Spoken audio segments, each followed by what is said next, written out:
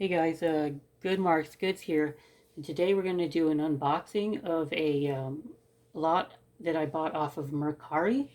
The seller listed it as a silver-plated pieces, but I took one look at the lot and thought that the seller didn't look at their what they were selling very well.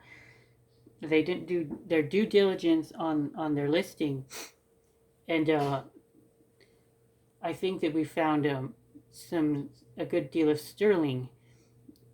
Now, I did pay about $33 for this lot. Total, it comes with 7 pieces.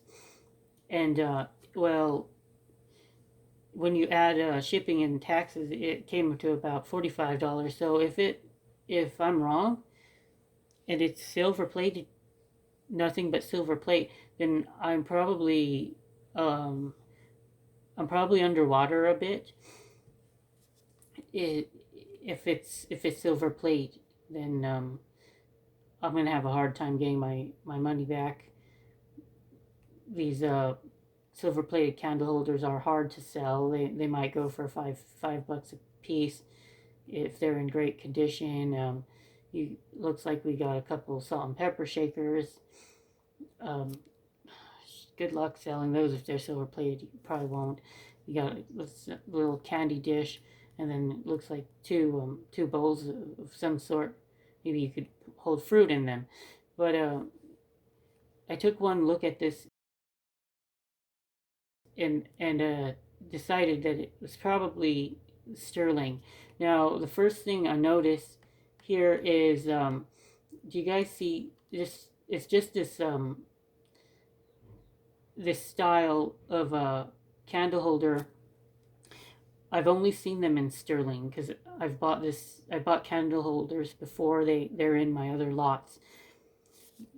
This style is usually always sterling, but because do you guys see how like there's like this pattern that they punched out on the top? I don't know what it's called. I'm not like all the jargon that they use, like if something is in the postmodern style or it's colonial, or I'll have to like Google what exactly they are meaning, because I'm not like a heavier antiques dealer quite yet, so I'm still learning. I don't know what they would, if I was trying to advertise and sell this piece.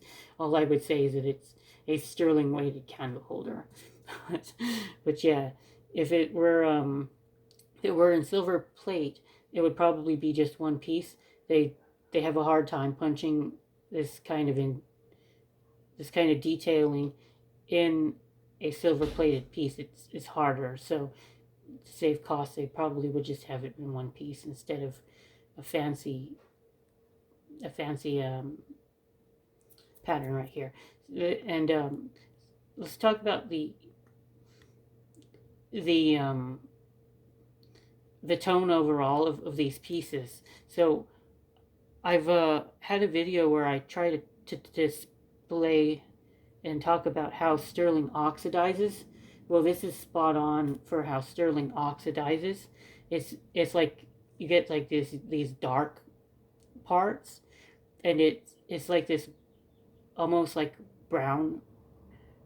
brownish tint, but you don't see purple or black. Like this piece, I can tell that it's most likely actually plate, because you can see how blackish purplish this is. You're seeing copper oxidation. How it just it just looks different. Like sterling, I don't think that this is one that's sterling, but the other pieces, it just feels different to me, and it's hard to explain unless you've seen you've seen this stuff and have the first hand experience. Like this, the 5 pieces on the top, they spot on look perfect as its sterling oxidation. Now, we're going to talk about this piece as well. See, if I zoom in, you guys can almost see there's like, it's almost like it's crumbling in on the base. If it was a silver plated piece, it's one solid piece of metal with silver plated very pretty thinly on. But with a sterling weighted item, it's almost like a foil. They have a silver foil, which is about, if this was a silver plate piece, you might get maybe 4 or 5 grams of sterling from or silver if you extracted this as a silver weighted piece, as a silver plated piece.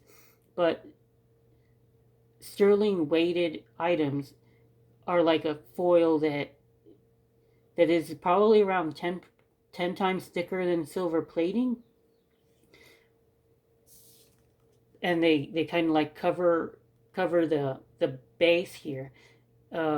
Sterling weighted pieces have a weighted base. Often it's made of maybe a pitch or concrete, just something cheap to give it weight and form, and definitely save costs on the item, because if it's pure sterling, then it's way cheaper to use pitch in order to give the item form. The bowl itself is probably all sterling, but the base is weighted, and you can see where it's kind of like a foil, where it's crumbled in. That was a screaming sterling to me, not silver plate. So I just wanted to talk about the lot itself. I do believe that these 5 pieces are sterling. I'm confident that the candle holders on the left are sterling. I would bet money on it, and I did. I would bet money on the ones on the right, on the one on the right, and the ones in the middle, the salt and pepper shakers. They look right for sterling. So overall, we're gonna open the box and see if I'm right. If I'm right, the candle holders probably worth about $15 to $20 each, and the bowl at least 50, maybe more. The salt and pepper shakers, probably around $15 as well. So I think I bought $100 in sterling, at least $100 in sterling for $45. We'll see if I'm right. It's time to open this thing. I got it right in front of me.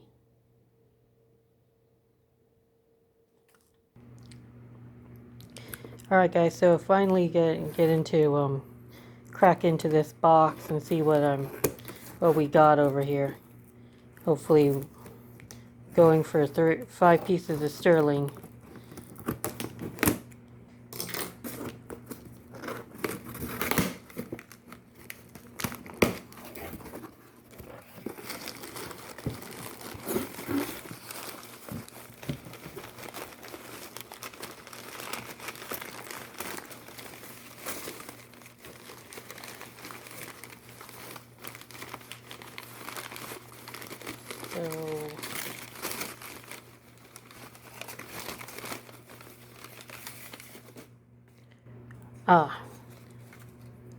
This was one of the silver plated pieces.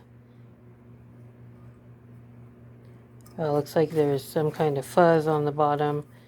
Try to get rid of it, and I'll do it later, but confident that this is silver plated.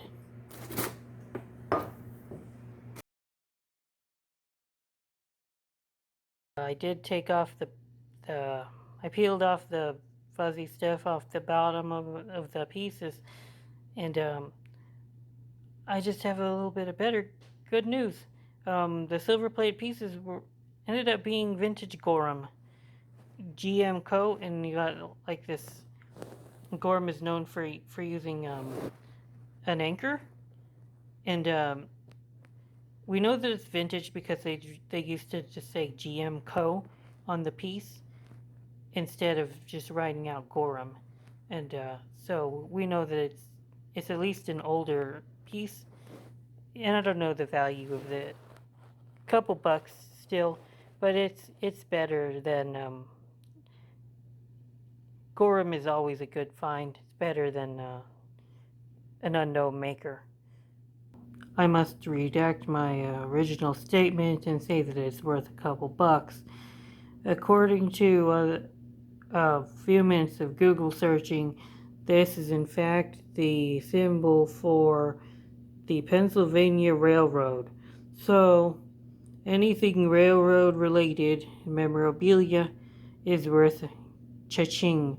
So, at first I thought this was worthless, but these bowls are probably actually the most valuable pieces in the box.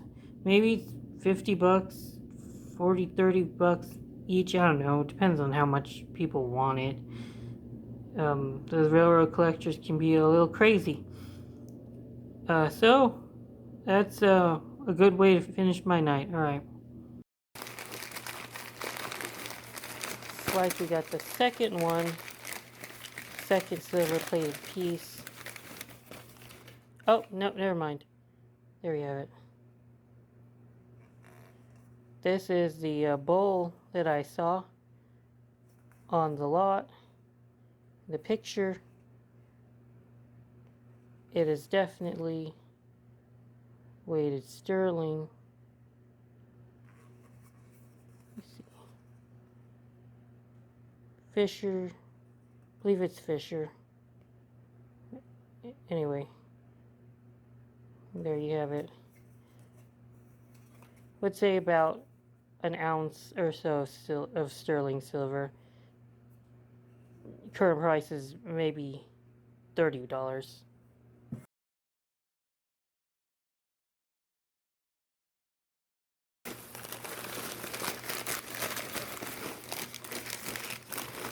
This one's pretty hefty. I wonder what it is.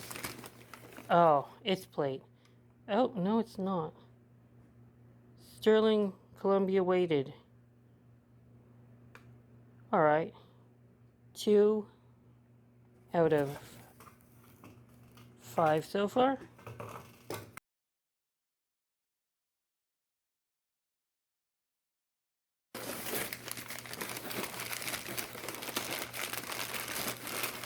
Yes, we got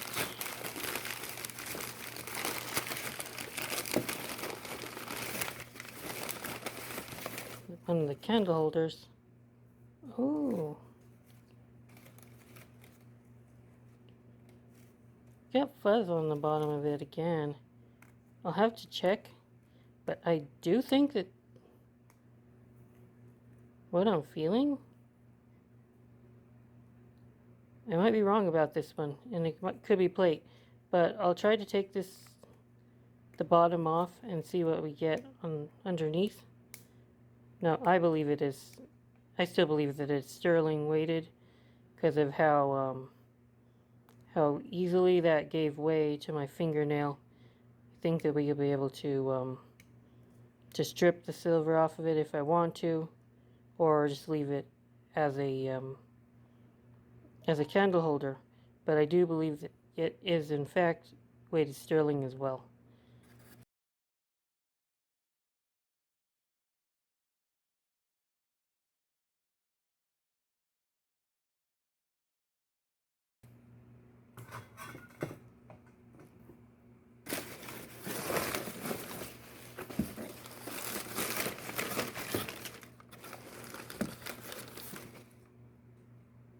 The second one of these salt and pepper shakers, definitely weighted sterling, sterling Columbia weighted.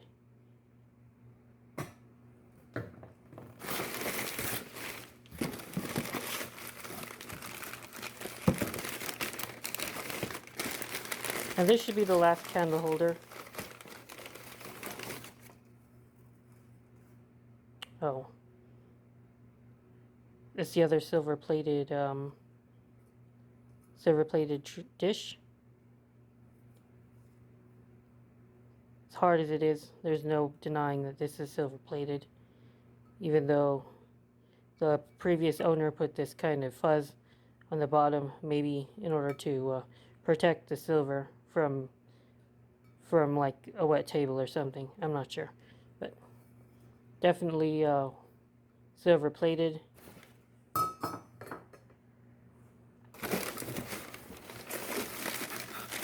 And the last thing in the box,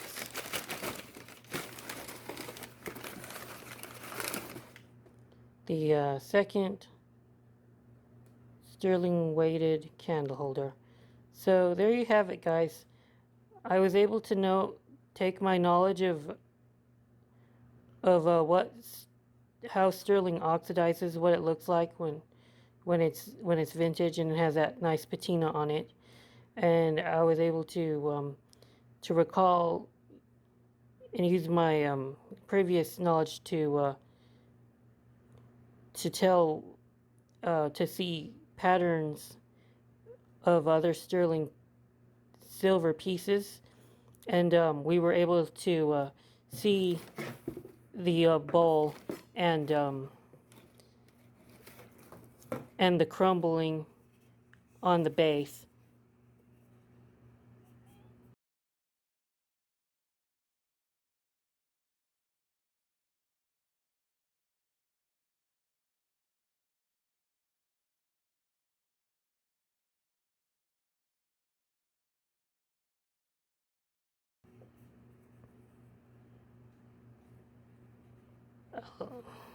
It's you can see it much better in the pictures, but we were able to piece together a good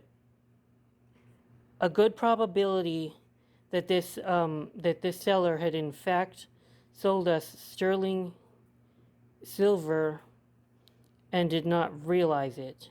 They sold this silver for around $33, where if they had done their research and looked at their items, they could have easily gotten maybe 3 times more than they got, and we were able to take advantage of that. So just wanted to let you guys know that antique flipping and hunting for real silver is possible if you do your research. You just get your foot in the door and learn what it looks like, and maybe you guys can also find great finds like this. And subscribe and like the video if you want to see more content like this. Thank you, and good Marks Goods out.